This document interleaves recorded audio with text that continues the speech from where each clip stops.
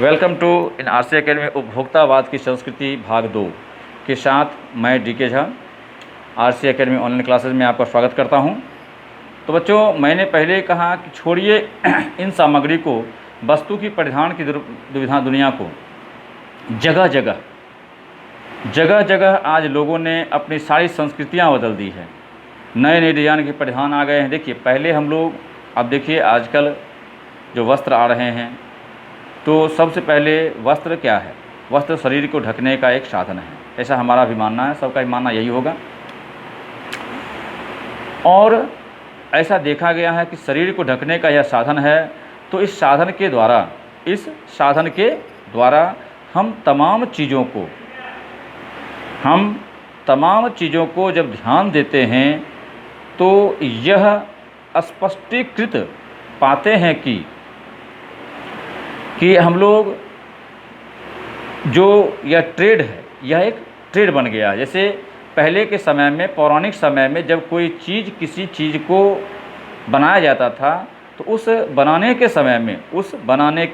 समय में हम इन तथ्यों पर विशेष रूप से ध्यान देते थे कि जैसे पहले हम लोग कोई काम करते थे, कोई कपड़ा साफ़ करते थे, केवल साबुन से साफ़ कर दिए। अब क्या हो गया कि साबुन के अंदर, सर्फ के अंदर फूलों की खुशबू डाल दी गई है।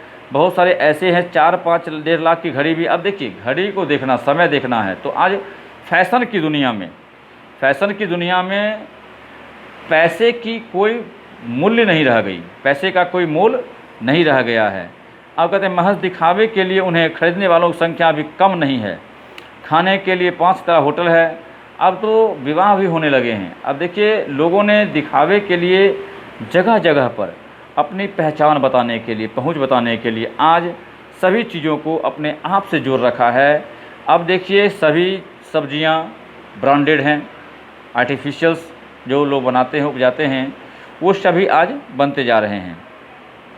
अब कुछ दिनों के बाद, जहां हम लोग पहले विद्यालय में पढ़ते थे, तो विद्यालय में एक कमरा हुआ कर, 2-4-5 कमरे होते थे, टीचर होते थे और शिक्षक हम लोगों को बैठा के पढ़ाते थे। लेकिन आज के समय में अब देखिएगा, एक लोगों को अट्रैक्ट, बेवकूफ़ बनाने के लिए, कहावत भी है, ऊंची दुकान फीकी पकवान। आज के समय में वही चल रहा है।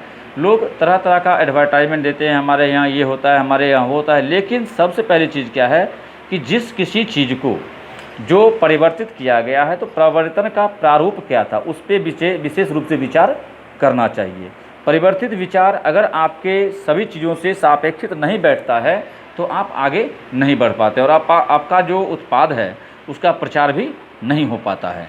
अब देखिए, सबसे पहले मैंने ये कहना है कि भारत में यह स्थिति अभी अच्छी नहीं आई है कि अमेरिका और यूरोप के कुछ देशों में आप मरने के पहले अंतिम संस्कार, जी हाँ, भारत में तो अभी खैर मरने के बाद शमशान की बुकिंग होती है। बॉम्बे में या भारत से बाहर भी में लगभग, जहाँ जनसंख्या बहुत अधिक है, लोग वहाँ मरने के ठीक कुछ समय पहले, 2-4-5 दिन पहले, 10 घंटे पहले, मतलब कुछ समय पहले उस शमशान की भी बुकिंग कर लेते हैं कि वहाँ कोई और आके ना जला दे। और लोगों में यह अब ऐसा साधन आ गया है कि लोग अनंत विश्राम का प्रबंध भी कर सकते हैं एक कीमत पर। उसकी कब्र के आसपास हरी घड़ी घास रहेगी, मन चाहे फूल होगा, चाहे तो वहाँ फव्वारा भी लगा सकते। अब देखिए, दिखावे की ज़िंदगी कैसी है कि मरे हुए व्यक्ति के कब्र के पास फव्वारा लगा दीजिए, झरना लगा दीजिए, रंग बिरंगे फूल लगा दीजिए और संगीत भी चलता रहेगा। कल भारत में यह भी संभव है कि अमेरिका में जो है वो हो रहा है, कल वह भारत में हो सकता है। प्रतिष्ठा के अनेक रूप, दिखावे की ज़िंदगी है, चाहे वह हास्यास्पद ही क्यों ना हो। एक छोटी सी झलक उपभोक्तावाद समाज की, विशिष्ट जन का समाज, सामान्य जन भी असल ललचाई निगाह देखता है। उसकी दृष्टि में एक विज्ञापन की भाषा में यही है कि राइट चॉइस बेबी, अर्थात यही जो अच्छे व्यक्ति हैं उनकी यही चॉइस होती है। अब विषय के गंभीर पक्ष पे हम आते हैं, तो उपभोक्तावाद और संस्कृति का विकास भारत में क्यों हो रहा है? क्योंकि देखिए, दिखावे की ज़िंदगी का विकास बहुत जल्दी होता है। सामंतवादी संस्कृति तत्व भारत में बने रहे, उपभोक्तावाद इस संस्कृति से जुड़ा हुआ है।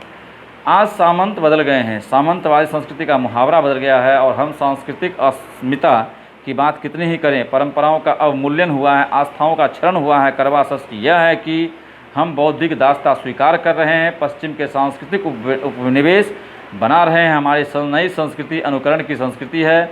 हम आधुनिकता के झूठे प्रतिमान अपनाते जा रहे हैं, प्रतिष्ठा की अंधी प्रतिस्पर्धाओं में जो अपना है उसे खोकर छद्म आधुनिकता की ओर हम बढ़ते हुए जा रहे हैं। गिरफ्त में आते जा रहे हैं। संस्कृति की नियंत्रक शक्तियों के छीन हो जाने के कारण हम दिग्भ्रमित हो रहे हैं। दिग्भ्रमित का मतलब है कि हमें ये पता नहीं है कि हम सही और गलत का निराकरण या फैसला कैसे कर पाएँ। क्या चीज़ हमारे लिए आवश्यक है उसका हम फैसला नहीं कर पा रहे हैं, क्योंकि हम अपने मस्तिष्क का प्रयोग नहीं करते। सांस्कृतिक नियंत्रण शक्तियों छीन हो गई हैं, जो आपको नियंत्रण में रखती है वह छीन हो गई हैं, अर्थात आज आप किसी अन्य संस्कृति की कैद में जकड़ रहे हैं। अब देखिए, हमारा समाज ही अन्य निर्देशित हो जा रहा है। विज्ञापन और प्रचार के सूक्ष्म तंत्र हमारी मानसिकता बदल रहे हैं। उसमें सम्मोहन की शक्ति है, वशीकरण की भी। अब देखिए, जो एडवर्टाइजमेंट है वह लोगों को अपनी तरफ इतना अट्रैक्ट कर लेता है, इतना सुंदर रूप से आपको आकर्षित कर लेता है कि आप चाहकर भी उससे निकल नहीं पाते हैं, जो एक मानव के भविष्य के लिए काफ़ी खतरा माना जा सकता है। अतः इस संस्कृति के फैलाव का कारण क्या होगा, यह गंभीर चिंता का विषय है। हमारी सीमित संसाधनों और घोर अपव्यय हो रहा है। जीवन का गुणवत्ता आलू के चिप्स में नहीं सुधरती। अब देखिए, पहले हम लोग नाश्ता करते थे तो घर में रोटी और सब्ज़ी मिलती थी। अब होता है 5 मिनट में मैगी तैयार, कहीं जाना है 10 रुपये ले लिए, रास्ते में कुछ खा के चल दिए।